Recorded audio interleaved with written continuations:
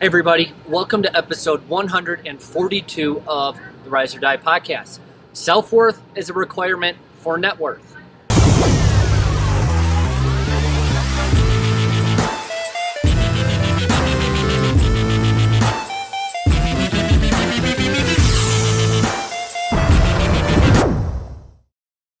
So I used to think growing up and even up until, somewhat recently, the last couple of months, I thought that I would feel like more confident, more good with myself, just kind of like have more self-worth, the more my net worth was. I was deriving my self-worth from my net worth. And if you guys know any of my story, I'm in a whole lot of debt. Now I've cranked out half of that debt. Half of the debt is gone. Out of $125,000, I'm down to 60, give or take a little bit, which is pretty cool. But the point is, your net worth is very likely higher than mine. That's the funny part. Even my sister, she's a teacher married to a cop. It's funny because statistically they should be the broke ones. I'm the entrepreneur, yet and their net worth is like, I don't know, what's 4 times like negatives, whatever. That's not the point. I was getting my self-worth from my net worth.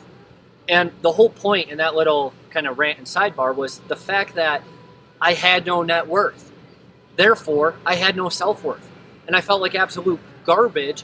And it came out across body, being, balance, and business. How do I know? Well, the scale said I was a lot heavier than I am now. It's not like I have a six-pack, but it was a lot heavier. I had no relationship with God. My marriage was an absolute freaking wreck. It was a train wreck.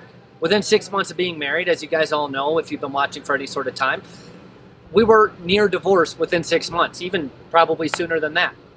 And in business, I just talked a couple episodes ago about how at 19 I did $1 million in revenue, but then at 20 that revenue went down, and at 21 that revenue went down even further.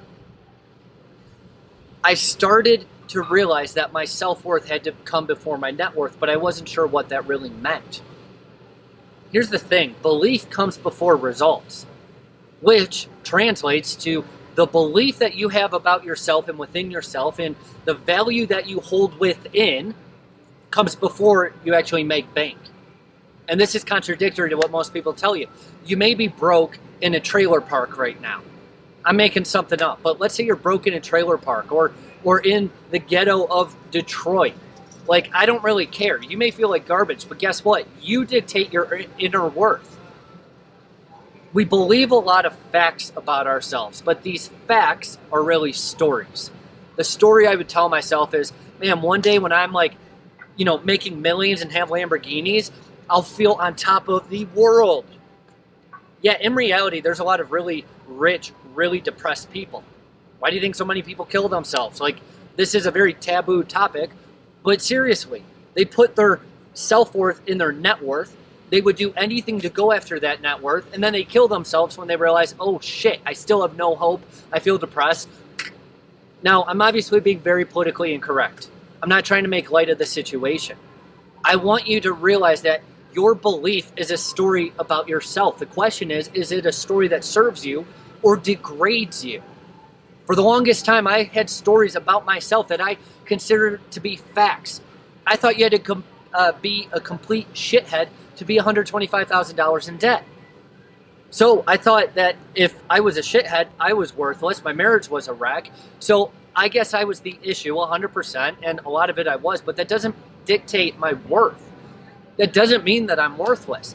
Just like you being poor, you being this, you being that, you in a bad marriage, that doesn't dictate that you're a horrible, worthless human being, but that's where so many people are at.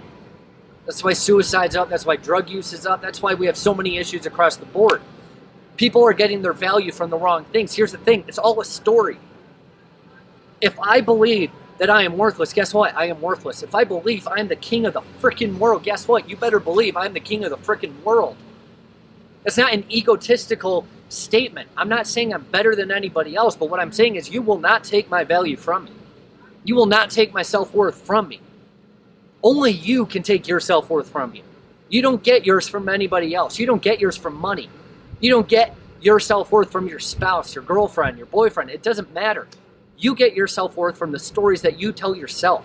What do you believe about yourself? Now I'm getting intense because this is the biggest shift in my life, period. I was a better husband when I actually believed in myself. I could step up and be the man. I could step up and actually lead. I didn't think I was a leader. I thought I was a shithead. How can you be a leader and a shithead? It just makes you a shitty leader, right? It made no sense. And then I replaced those stories with stories that served me. Stories that said, hey, I'm worth something. My net worth may be low, but guess what? I know how to sell. I know how to communicate value. I can bring value to others. So that's exactly what I did. I started bringing value to others because I believed in myself. I need you to do the same thing. This conversation is surrounded, it involves being, right? Like being has a huge effect on your relationships and your business. Why do you think it's body, being, balance, and business? It's really easy to feel more self-worth when you're physically weaponized or at least healthy. So that's the first one, not because it's most important. It's just the first one in the chain reaction, the chain effect. Being is one that we don't often talk about because it's the hardest topic to chat about. People have different beliefs. I believe in God. I identify as a Christian, 100%. I read the Bible almost every morning. Sure, I swear, but I'm a Christian through and through. This is a topic that most people don't want to talk about. I get my self-worth from him and from me. That is it. And you need to as well, because they affect marriage and relationships as a whole, as well as business so much.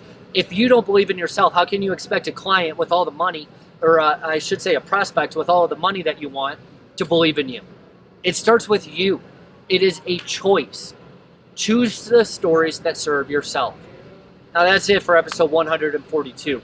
Go listen to this like 4 times, not because I'm saying anything that is like groundbreaking, but because I really want you guys to get this. I'm trying to be as authentic and real and raw as I can. I'm not trying to sugarcoat this. I need you to understand that your self-worth is dictated by your own stories. The end. There's no negotiating. That's it for episode 142. As always, guys, every single day, I need you to help me spread the Rise or Die movement. I can't carry this thing on my shoulders. I need you guys to help me. How? Number 1, subscribe on YouTube. Number 2, give us a review on iTunes. That is how we start to market and start to spread this movement as wide as possible. I will never get a penny out of this. These shirts are not for sale. Why? Because I don't want your money. I just want you to help me get to change as many people's lives as possible. That's what I'm trying to tell you. Now, with that being said, I'll talk to you tomorrow for 143.